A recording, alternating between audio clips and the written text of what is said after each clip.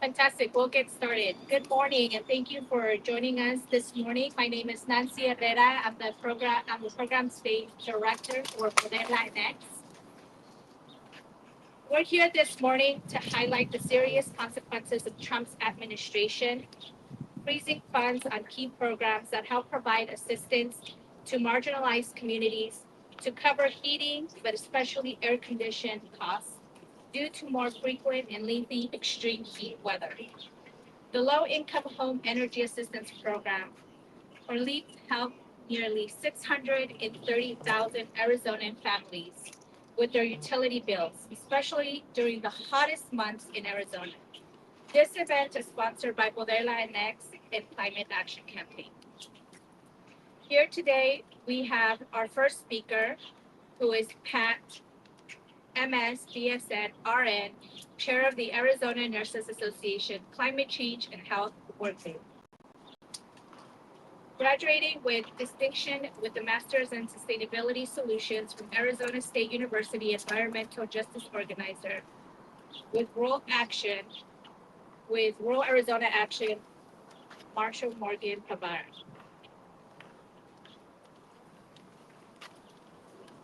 Good morning, everyone. I want to start off by thanking you all for joining us today. It's a beautiful day. We're all happy to be here. So my name is Marshall Morgan Guevara. I am the Environmental Justice Organizer with Rural Arizona Action. At Rural Arizona Action, we work alongside our neighbors, educators, farmers, and businesses across small towns in Arizona to make sure their voices are heard and their communities are supported. I'm here today because over the last 100 days, this administration has been putting a real pressure on our families, our farmers, and our small businesses. During this time, we have simply not been just forgotten, but our communities have been actively targeted by harmful policies and executive orders that will make it more difficult to stay cool in extreme heat and facing a current drought in Arizona as we continue to get worse heat. It's important to address that. We're trying to make sure that our families can continue to keep their lights on and that our small businesses can survive. We have seen attacks against the Inflation Reduction Act and programs it supports, like the Rural Energy for America program, also known as REAP. The IRA and programs such as REAP have directly benefited our rural Arizona communities and local businesses most. A few weeks ago, we had the chance to speak with a local winery in Yavapai County that was able to use the IRA and REAP funding to get solar panels and battery storage. This winery, also known as Page Spring Cellars, prided itself on creating a self-sustaining business and are leaned away in energy independence. This is happening right here in the heart of rural Arizona. Their creativity and access to these valuable resources have significantly reduced their overhead costs and have provided them with more financial opportunities to support their businesses, their employees, and their community leaders. Everyone in Yavapai County is seeing this winery as the heart of community and ensuring that this space is a gathering place where people can come together. REAP has allowed this local business to make a sustainable economic impact, showing just how meaningful investments from the Inflation Reduction Act have been across rural Arizona. Just like Page Spring Cellars, there are many homes and businesses waiting for the chance to make this change. However, because of the actions over the last 100 days, IRA programs like REAP, LIHEAP, and the Clean School Bus program have become victims of a political agenda that is hurting our rural Arizona families. While we are seeing more funding becoming unfrozen thanks to the courts, many other programs continue to be gutted and cut week by week. This continued uncertainty is costing people their jobs, it is costing small businesses their contracts, and it is forcing rural families to choose between cooling their homes and paying for other basic needs. We cannot sit back and let this administration continue to jeopardize the resources that make life better for working class communities. Our communities deserve better. We deserve leadership that understands what it means to live in a small town, to run a family farm, and to keep a business going when the heat is unbearable and the bills keep rising. We will not stand by quietly and let our livelihoods be put at risk. We are standing together to protect our future, to protect our families, and to protect the resources that make rural life possible. I want to thank you all for being here and for standing with rural Arizona today. Up next, I want to introduce our next speaker, environmentalist, legal advocate, and former Phoenix City Councilwoman, now the Advocacy and Political Director with CHISPA Arizona, Vania, Guevara.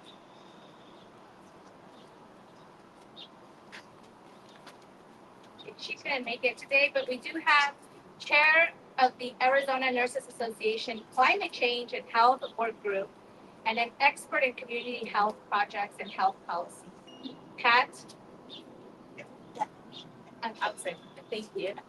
Good morning. Yes, I have an easy name. It's Pat VanMaanen. Thanks for having me here today. I'm a public health nurse, and I'm a member of two health professional organizations. The one that was mentioned at the end, the Arizona Health Professionals for Climate Action. And we work on educating and advocating our own health colleagues as well as the public regarding climate and the connection to health. These are interlinked. And I'm here today to let you know that my colleagues and I are very concerned about the administration's actions that will set us back years, if not decades, in our work to improve climate health. Today, I'd like to talk specifically about air pollution and health. If you live in North Phoenix like I do, each trip through the mountain pass gives a view of the haze below. In fact, it was there this morning. Some air pollution is visible, while others are not, like ozone, which is a potent lung irritant. And that is fearless. Last year, the Air Quality Index report for Maricopa County reported 33 good air days. Yes, 33. We had twice that many that were considered unhealthy for susceptible and sensitive groups. Just last week, the American Lung Association released their State of the Air report and gave Maricopa County a letter grade of F. We're failing in our ozone levels and our PM 2.5 and 10. No change from last year. Unhealthy air causes respiratory illness, especially in our youngest and our elderly, and it can lead to premature death. This is all preventable. From my work with school nurses, asthma is the #1 chronic illness they see in their health offices, and the number has only grown over the years. The various EPA pollution rules and standards have created a way for us to address what is seen as the worst air quality in the country right here in Maricopa County. And it's getting worse because of our extreme heat, which increases pollutants and ozone in particular, and expands our allergy seasons. I mentioned my colleagues and I are concerned. It's because the Trump administration, in its first 100 days, has eliminated or indicated plans to eliminate over 30 pollution standards established by settled science. The deregulation of soot, mercury, and coal ash pollution, as well as the so-called good neighbor rule, will mean fewer protections for our most vulnerable populations and lead to increased costs for our state. And these costs include higher healthcare expenses due to additional emergency room visits and hospitalizations, and more missed school days for children and work days for parents and adults with respiratory issues. Dismissing the precedents of settled science means the U.S. would sacrifice human health for the benefit of private industry. Arizonans deserve better. Thank you.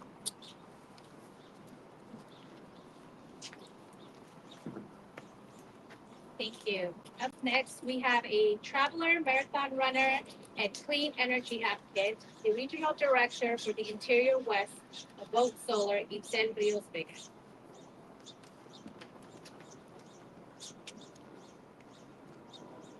Good morning. My name is Itzel Rios-Vega, and I am the Interior West Regional Director at Vote Solar.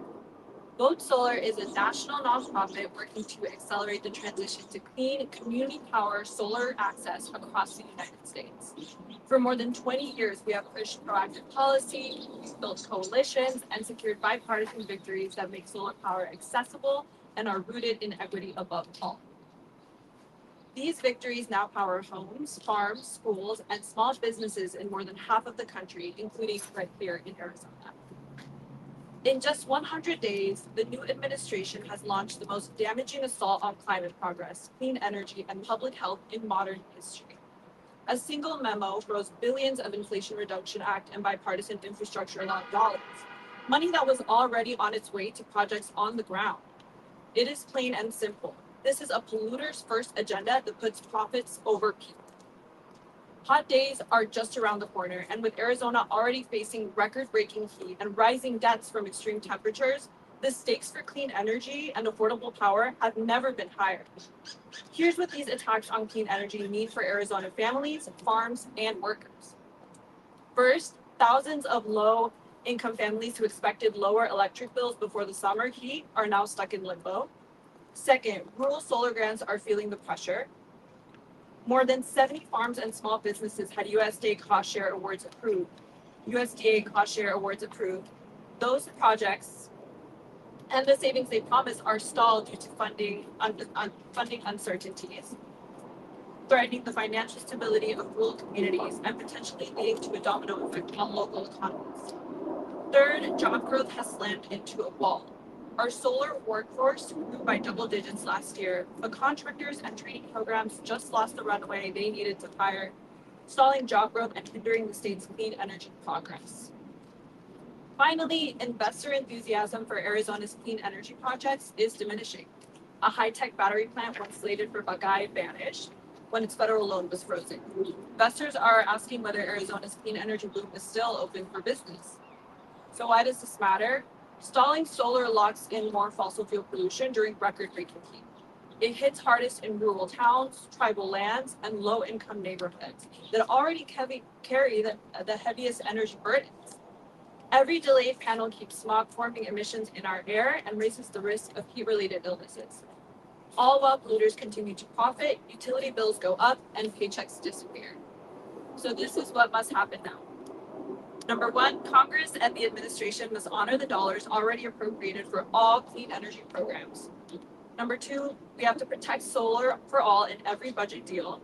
Families should not lose the chance to cut their bills because of politics. And we also have to keep pushing at home. Arizona's legislature and corporation commission can expand community solar options and modernize grid connections today with no federal permission required.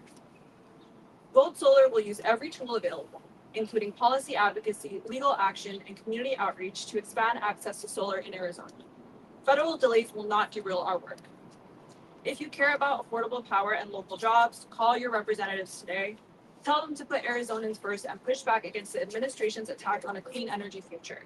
Sunshine is free and the benefits should be too. Thank you.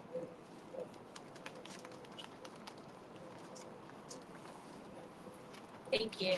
And lastly, we have José Flores, who is the Eco Poder Coordinator for Poder Latinx.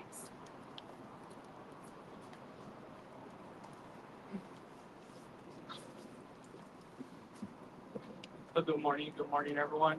I see that we have 3 more friends. If you want to join us here in the back, feel free to do that. And just want to say thank you to all of our partners who have joined us here today. I see IU. I see Dora here behind us as well. Good morning, everyone. José Flores. I'm the Eco Poder Coordinator with Poder Latinx. Poder Latinx was founded in 2019 during one of the most consequential elections of our country to form a continuous cycle of political consciousness. Our mission is to empower the Latinx community to become decision makers in our democracy and to win on the issues that matter to our communities.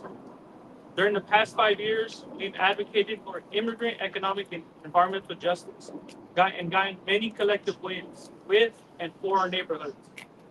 But today, as it marks 100 days since the new administration assumed the White House, communities are doling out grades and it is not looking pretty.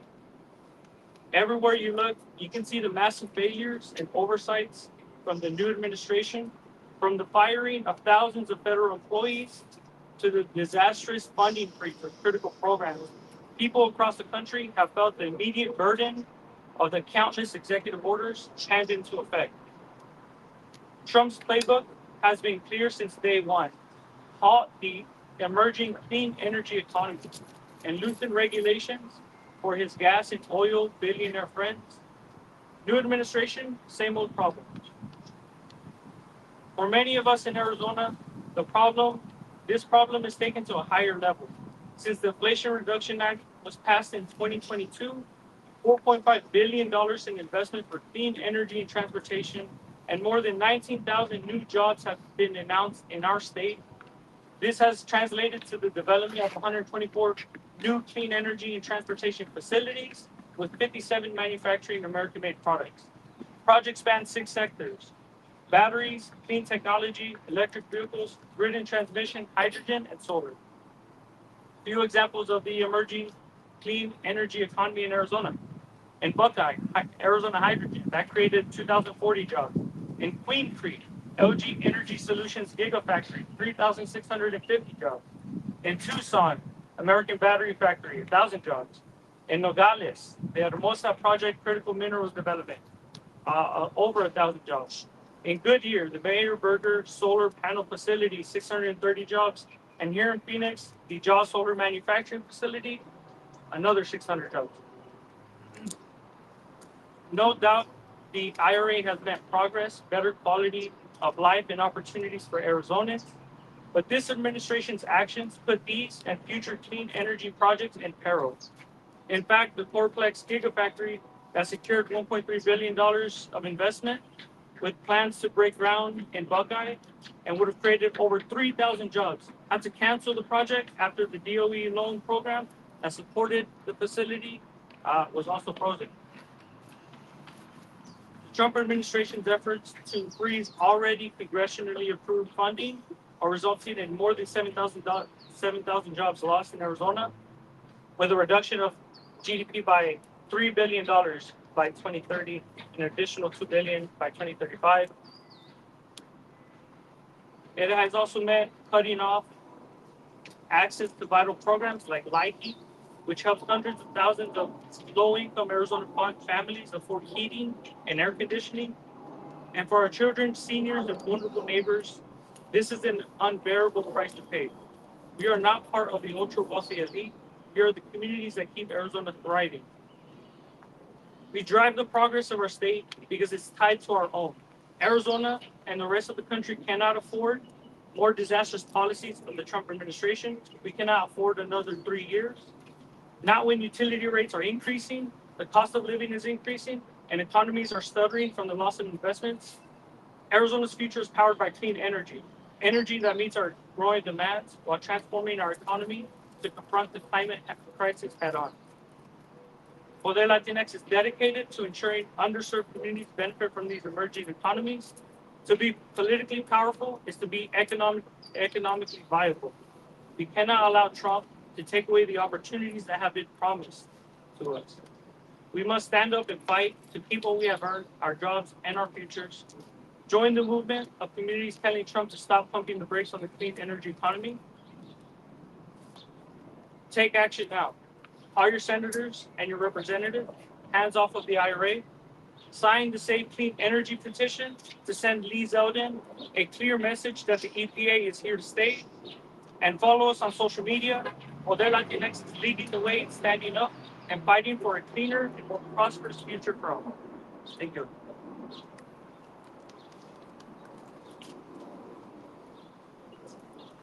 Oh, yeah.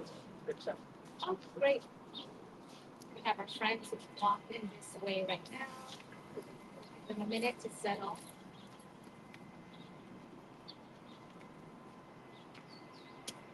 Great. So I'd like to introduce a graduate of Los Angeles Mission College in interdisciplinary and paralegal studies and former school board member for the Agua Fria Union High School Board, State Representative Maria Sandoval.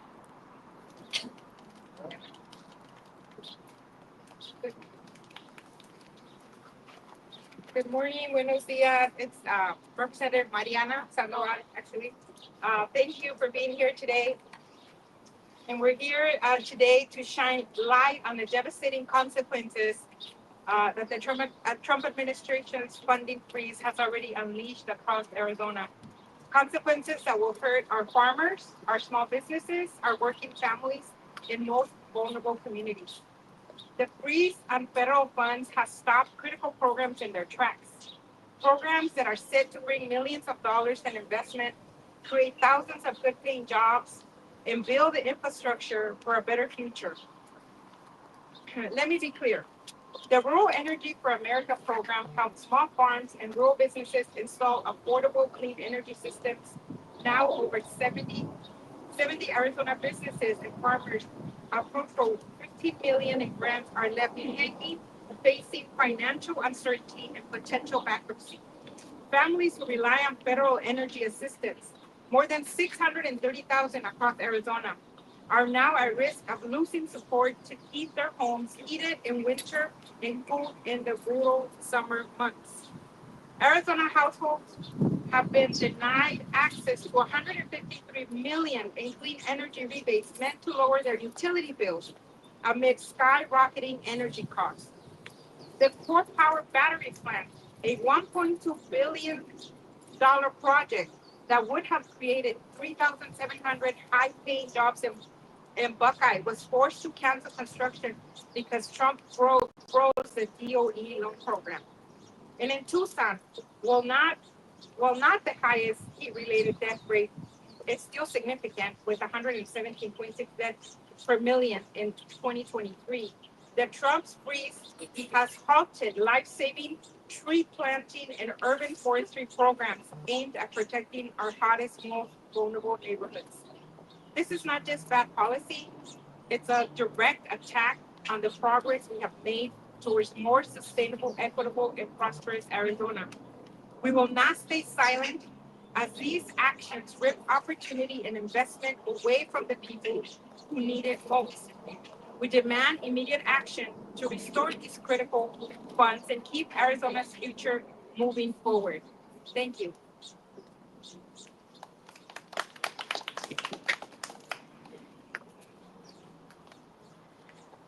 All right, wonderful. So that does conclude our press conference this morning. Again, thank you for coming, and our host will stay a few minutes to take any additional questions you might have. Thank you.